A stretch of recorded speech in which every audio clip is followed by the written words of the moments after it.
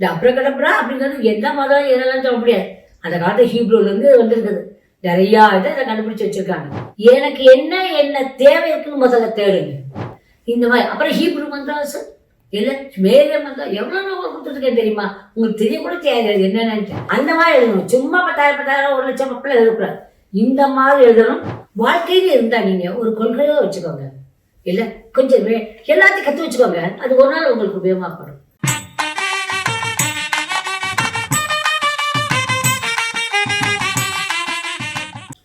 ஒரு சரணம் என்னை அழிய பிள்ளைகள், இந்த உலக மக்கள், ரேக்கி குழந்தைகள் மற்றும் இதை பார்த்துருக்க எல்லா இன்டெலிஜென்ட் குழந்தைகளும் எல்லா வித நன்மைகளும் பெற்று பெருவாழ் வாழணும்னு நம்ம வேண்டிக்கிறேன். இன்றைக்கி நான் இப்போ எடுத்திருக்க சப்ஜெக்ட் பேச போகிறது கடன் தொல்லை தீர ஒரு சொல்.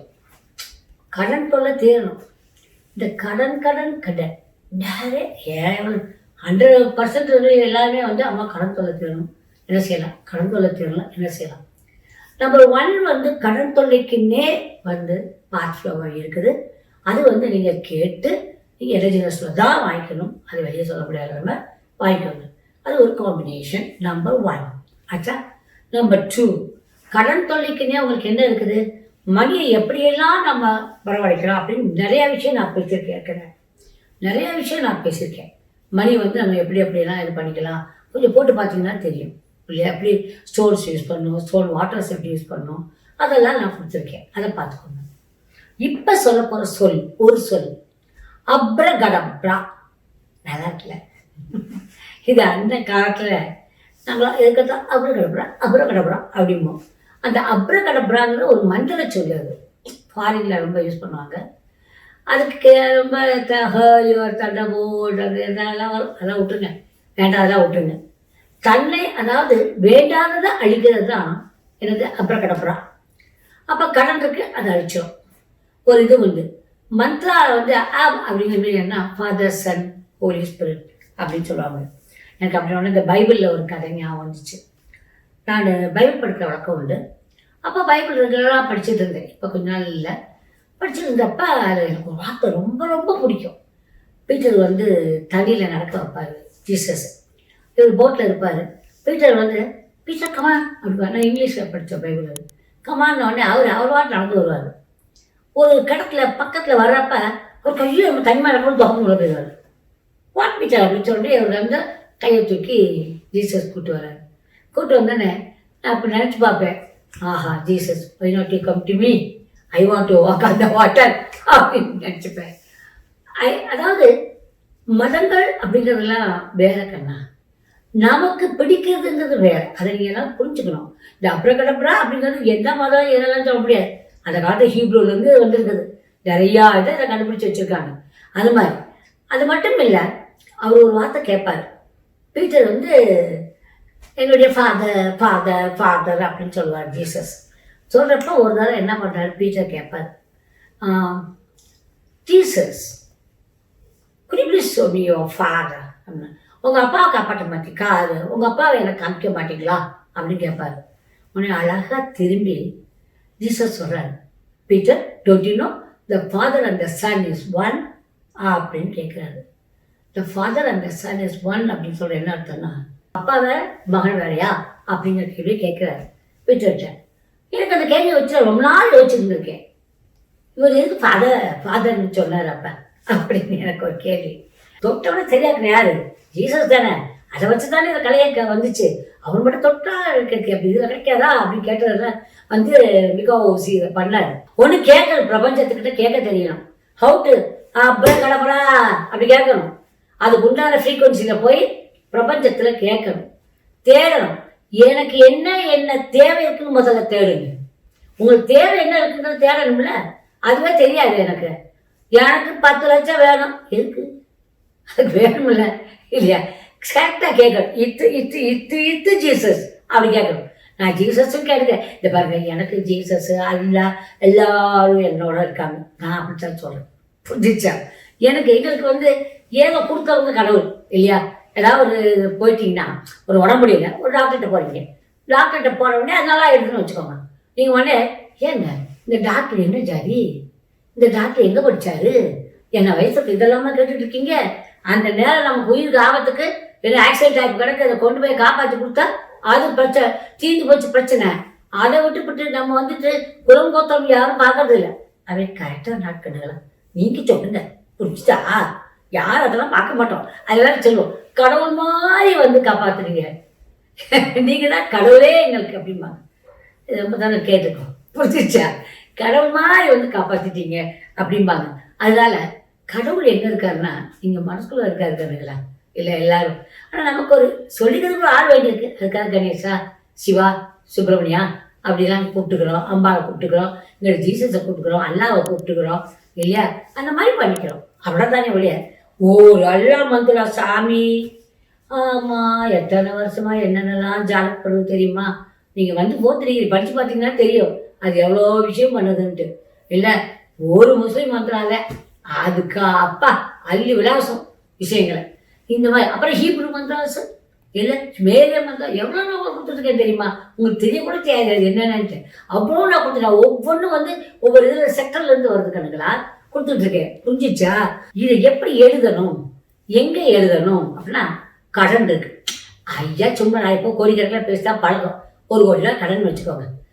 1 கோடி ரூபா கடனுக்கு என்ன பண்ணுறீங்க? முதல்ல இதை எழுதுறீங்க. எப்படி எழுதிக்கிங்க?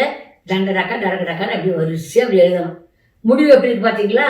அப்புறம் அப்புறம் 7 வந்து முடியணும். அப்புறம் இந்த நம்பர் எழுதணும். என்ன நம்பர் இருக்கு பாருங்க, 51971448. 51971448 இந்த நம்பர் இருக்கு. இது அந்த நம்பர் ரொம்ப முக்கியம்.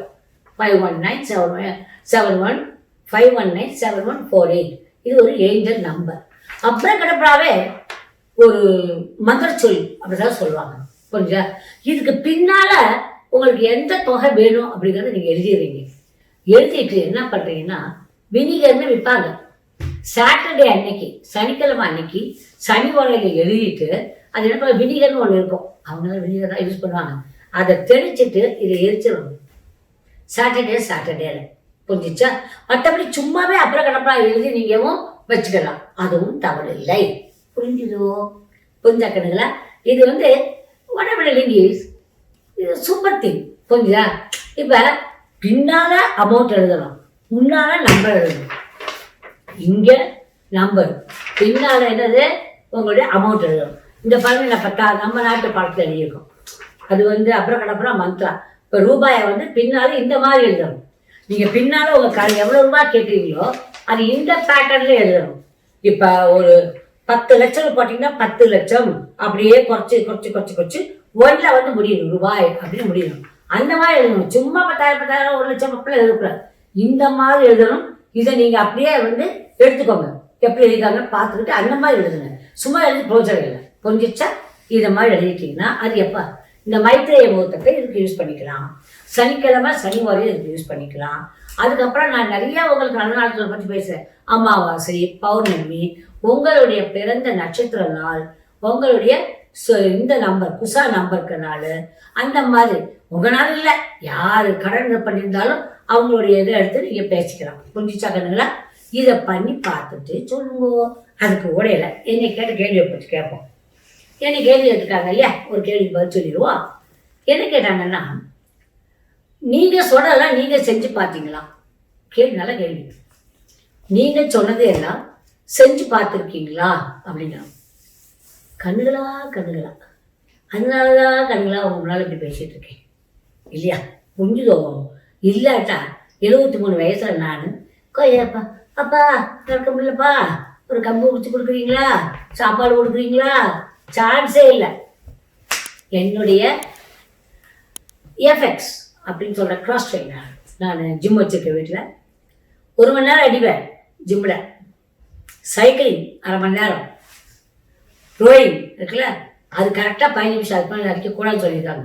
15 நிமிஷம் ரோயிங், 1/2 hour சைக்கிள், ஏன்னா 45 minutes என்னுடைய எஃப்எக்ஸ் அப்படி பண்ணுவேன். புரிஞ்சுதா? தென் ஃப்ளோரிங் எக்ஸசைஸ் எத்தனையோ படித்து வச்சுருக்காங்க. ரொம்ப வருஷம் அதான் பண்ணியிருக்கிறேன். வாக்கிங், என்னுடைய டார்கெட் ஒரு நாளைக்கு நான் கூட்டி 10,000 ஸ்டெப்ஸ் நடக்கணும்னு வச்சுருப்பேன். புரிஞ்சுதா? அண்டர்ஸ்டாண்ட் ஆகுதா? இது ஊடையில intermediate fasting. That's my lovely thing. Intermediate fasting பற்றி உங்களுக்கு பேசுகிறேன். புரிஞ்சுதா? Intermediate fasting that I love it. அதை நான் பண்ணிகிட்டு இருக்கிறேன். அதனால கொஞ்சம் பணம் இல்லாமல் இருக்கிறேன். ஆனால் இன்னும் இருக்குது, நிறைய வேலை செய்ய வேண்டியிருக்கு இந்த உடம்புக்கு. அதாவது ஒரு மனிதன் வாழ்றான், வாழ்க்கையெல்லாம் பணத்தை நோக்கி மட்டுமே தான் ஓடுகின்றான். அவனுக்கு வந்து இந்த உடம்பால கிடைக்கிற சுகங்கள் என்னென்ன அப்படிங்கிற மட்டும் தான் concentration. I'm sorry to say this. உடம்பால உங்களுக்கு என்ன சுகம் கிடைக்கும்? ஒன்று வந்து சாப்பிடணும், இன்னொன்று செக்ஸு, இல்லையா? அதுக்காக அப்புறம் என்ன பண்ணணும்? பணம். இந்த 3 வந்து மனுஷனை ஆக்குபை பண்ணிடுது. So he's running towards these things. யாராவது இந்த மனசை பண்படுத்தணும், நம்ம பிரெயின் ஃபேக்கல்ட்டியை கூட்டணும், புத்தியை கூட்டணும். புத்தி மனசு இந்த ரெண்டையும் வந்து அப்படி பேலன்ஸாக வச்சு அடிக்கணும்னு எத்தனை பேர் நம்ம நினைக்கிறோம். அப்படிலாம் இருக்கிறது யாரும் யோசிச்சா பார்க்க மாட்டோமே. வி டோன்ட் நோ, இல்லையா? அதை பற்றி நினைக்கக்கூட நேரம் இல்லை கண்ணுங்களா. நாங்கள் ரொம்ப பிஸி அப்படிம்போம், இல்லையா? எப்படியா நடக்கணும்னு சொல்லி எனக்கு கச்சக்கா ஒரு நாள் உள்ள 24 மணி நேரத்தில் கண்ணுகளா ஒரே 1 மணி நேரம் இந்த உடலுங்கிற கோயிலுக்காக செலவழிங்க. இது அம்மாவுடைய ரிக்வஸ்ட். எல்லாரும் நினச்சிட்டு இருக்கலாம் செக்ஸ் இஸ் வெரி ரொம்ப ரொம்ப சந்தோஷமானதுன்னு நினைக்கலாம், ஆள் இன்பமானதுன்னு நினைக்கலாம். Because it is related to the pineal gland other things. I would like to tell you one thing, my lovely children. If you do, நீங்கள் ப்ராப்பர் மெடிடேஷன் பண்ணீங்கன்னா நம்ம எங்கேயோ போயிடுவோம். அந்த அதிர்வு கொண்டு போவோம் பாருங்க, எங்கேயோ இருக்கும். அது ஒன்று. இது எதுக்காக சொல்ல வர உங்களுக்கு எல்லாருக்குன்னா, வாழ்க்கைன்னு இருந்தால் நீங்கள் ஒரு கொள்கையாக வச்சுக்கோங்க, இல்லை கொஞ்சம் எல்லாத்தையும் கற்று வச்சுக்கோங்க. அது ஒரு நாள் உங்களுக்கு உபயோகமாகப்படும். ஒரே ஒரே நம்ம குதிரை கடிவாளம் பண்ண மாதிரி பண்ணாதீங்க. எல்லாம் லேட்ரல் பிரெயின் அப்படிம்பாங்க, த லேட்ரல் வியூஸ். அதை வச்சு நிறைய கற்று வச்சுக்கோங்க. அது ஒரு நாள் உபயோகமாகும். ஓகே, புரிஞ்சா கண்ணுங்களா? ஸோ அப்ரகடப்ரா எல்லாம் உங்களுக்கு கிடைக்கட்டும். Okay, I love you all my lovely children. Good night கண்ணுங்களா. பாய்.